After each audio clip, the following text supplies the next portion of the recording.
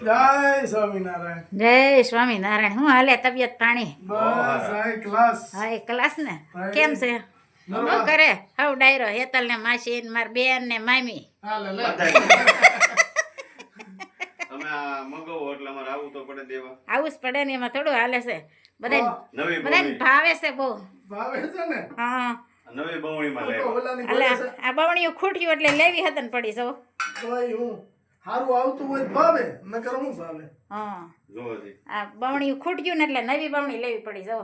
વાહ જોઈ લ્યો. કેમ છે?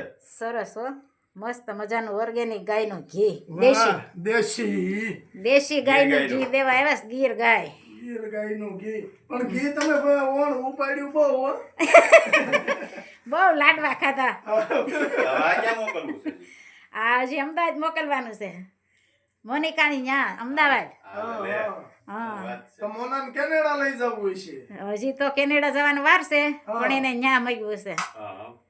હા મોનાએ અહીં ખાધું ને. અહીંયા ખાધું, ન્યા લઈ ગઈ હતી ભેગું, હા. અને પાછું મગાવ્યું હતું ને. સરસ સરસ લ્યો. કીધું છે ને મોનાએ ગુલાબ કાકા ન્યાથી. ગુલાબ કાકા ન્યાથી જ ઘી લાવજો કે સારું છે. એના સસરા આવવાના છે કાલે કે પ્રમ દિવસે 1-2 દિવસમાં, હા. એટલે તઈ એને ભેગું મોકલાવાનું છે. આવજો મહેમાનને લઈને ચા ચા પાણી. પાણી પીવા. હા, ઓલી અમને વખતે મળ્યા. જમવા નતા આવ્યા, ચા પાણી હું ભલે નહીં. અમને મળ્યા તરોડા. આમ બધ ભરી ગયા હો નરેશભાઈ. ઈ કે તરોડા. ઘરે હાલો. મેં કીધું અટાણે તો હવે અહીંયા કથામાં આવ્યા છે ઈ. તરોડા ઉત્સવ હતો એટલે ત્યાં બાબાપુર રોકાણા. હા. હવે જવાના છે 2-3 દિવસમાં અમદાવાદ. એટલે ઘી મગાવ્યું એટલે નવી બવણીની ખરીદી કરવી ઈ પડી. તો રાજુએ મને કીધું. હા મને કે ભાભીએ ઘીનું કીધું છે ઈ કે એમ. હા એટલે મેં કીધું ભાભીને હવે માપે ઘી દેવું જોઈએ, કારણ કે પાણીમાં સણ્યો ફૂલે એમ ફૂલે છે. મેં કીધું એમ ન હોય ને.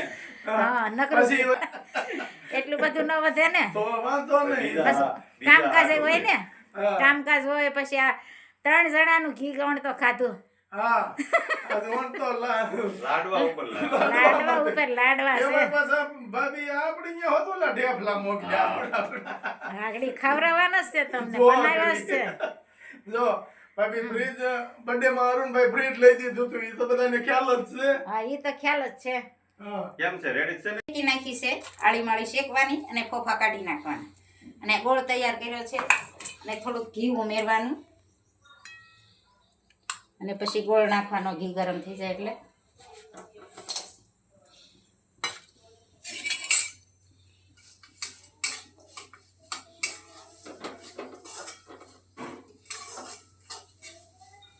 પછી આ ગોળ ગળી જાય, પાક આવે ને ઉપર આવે, ફોહા થઈ જાય ગોળના. પછી થોડીક વાર રેવા દેવાનો, અને પછી શીંગ ઉમેરવાની, એટલે જરસ કડકડ. જો ચીકીનો પાક આવવાની તૈયારી થઈ ગઈ છે. જોવામાં ગોળ ઉપર આવે ને એટલે પાક આવી જાય, પછી થોડીક વાર એમને રેવા દેવાનું, અને પછી ગોળ ઉમેરવાનો. એટલે ચીકી ભાવતી હોય કોમેન્ટ કરજો.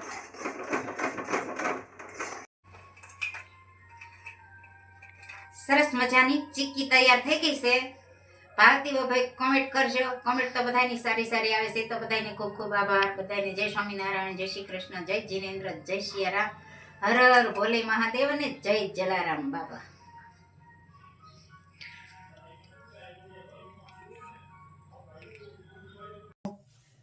આ બધું મિક્સ કરવાનું. બરોબર છે. ડોડા ને પાલક થોડોક છે, ઓલા ઢોકળામાં નાખવાના છે. મિક્સ કરીને પછી મૂકવાના. સરસ મજાનું તૈયાર થઈ રહ્યું છે અત્યારે. આ મકાઈ નાખીને બહુ મસ્ત લાગે. ઢોકળા પલાળવાના છે. હા એમાં હા ઈ ઓલા આ તો વિલાયતી. વિલાયતી. હા આ પીળા કલરના ઢોકળા ઓલા દેશી હતા. વિલાયતી. અને મકાઈ ભેળવવાની છે ને પાછી. મકાઈ લીધી છે. મકાઈ બહુ સ્વાદિષ્ટ લાગે, અને મકાઈના તો એટલા બધા સ્વાદ આવે એની કોઈ જવા દો વાત. વિડીયો જોવાવાળાને એમ થાય કે આ ઢોકળામાં તડી પાક દઈશ, પણ અમારે કામ જ આ છે બધું. બની રહી છે આજે દેશી નહીં, આજે વિલાયતી ઢોકળા કહેવાય. હળદર, ખમણ. નિમક, અને એમાં મેથી નાખવાની થોડી. એમાં મેથીના પાન પણ નાખી શકાય. હમ.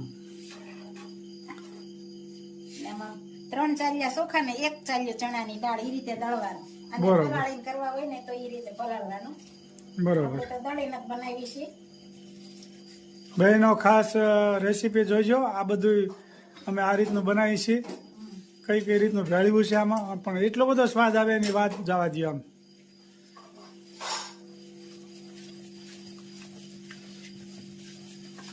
પીળા ઢોકળા બનશે મસ્ત મજાના, અને એટલે સરસ મજાનો હાથો આવી જાય.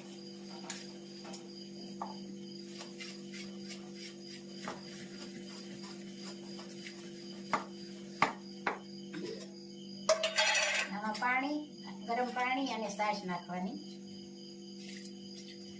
ખૂબ સરસ મજાના ઢોકળા બની રહ્યા છે ભાઈ.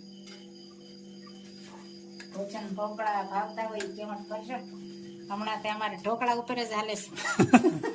ચાર પાંચ ઢોકળા સાંભળી જાય છે. નહીં, મસ્ત બને છે, એટલે સ્વાદિષ્ટ બને છે, ખાવાની મજા આવે. તો આ રાબડું તૈયાર અને ઢાંકી દેવાનું. બરોબર. 3-4 ટોકરું ઢાંકી દેવાનું. અને કેટલી કલાક રાખવાનું? અને કાલ બપોરે બનાવવાનું છે. ભાઈ કાલ બપોરે ઠેઠ ખમણ થવાના હોય, એ અત્યારે પલાળવું પડે, એનો હાથ આવી જાય ને તો, હા, તો આ અને તો સ્વાદ આવે. તરત ને તરત સ્વાદ ન આવે. એટલે આપ જોઈ શકો છો. પછી 18 કલાક જવા દેવી પડે. અને સાંજે કરવા હોય ને તો સવારે વહેલું પલાળવાનું. બરોબર. અંદાજિત 18 કલાક આ રહેવા દેવાનું તપેલું ઢાંકેલું. ત્યાર પછી જ ઢોકળા સ્વાદિષ્ટ બને, એ ખાસ નોંધ લેવી. હા. મસ્ત મજાના ઢોકળાનું પલાળાઈ ગયું છે.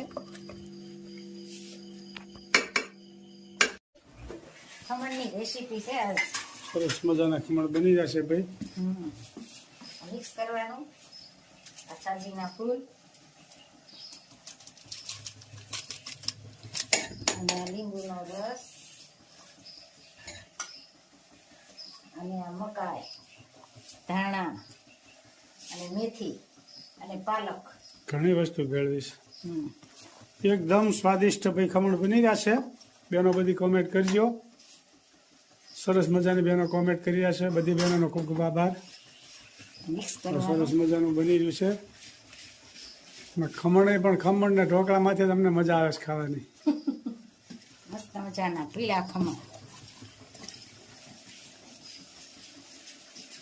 ખૂબ સરસ મજાના ઢોકળા બની રહ્યા છે. મિક્સ થઈ ગયું. આમાં પાણી મૂક્યું છે. આમાં તેલ લગાવી મૂકવાના આવે.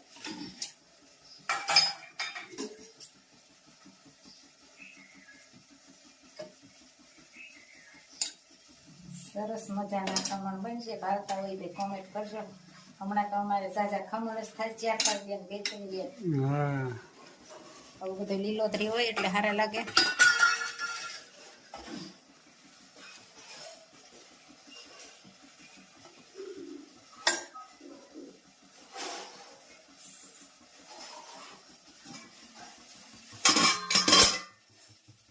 સરસ મજાની ડીશ મુકાઈ ગઈ છે. અને તીખા ખાવા હોય ને તો ઉપર જરા જરા ચટણી પણ નાખવાની.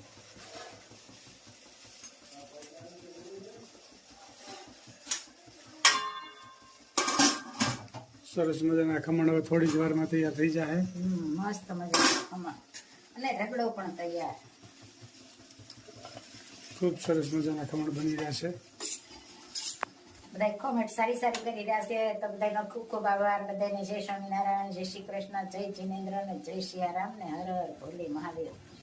લેખ લખ્યા નવ જાય વદેતાના, લેખ લખ્યા નવ જાય. રાજા દશરથ ને 4 દીકરા, રામ તે વનમાં કેમ જાય વદેતાના, લેખ લખ્યા નવ જાય. માતા કુંતાને 5 દીકરા, દ્રૌપદી કેમ લૂંટાય વદેતાના, લેખ લખ્યા નવ જાય. રાજા હરિશ્ચંદ્ર ને તારામતી રાણી, બજારમાં કેમ વેચાય વદેતાના, લેખ લખ્યા નવ જાય આંધળામાં બાપની સેવા રે કરતા શ્રવણ કેમ વિંધાય વધે તાના લેખ લખ્યા નવ જાય મુર્શદ રાજા હતા સતવાદી કરવતે કેમ વેરાય વધે તાના લેખ લખ્યા નવ જાય નળ રાજાને દમયંતી રાણી દમયંતી વિયોગ કેમ થાય વધે તાના લેખ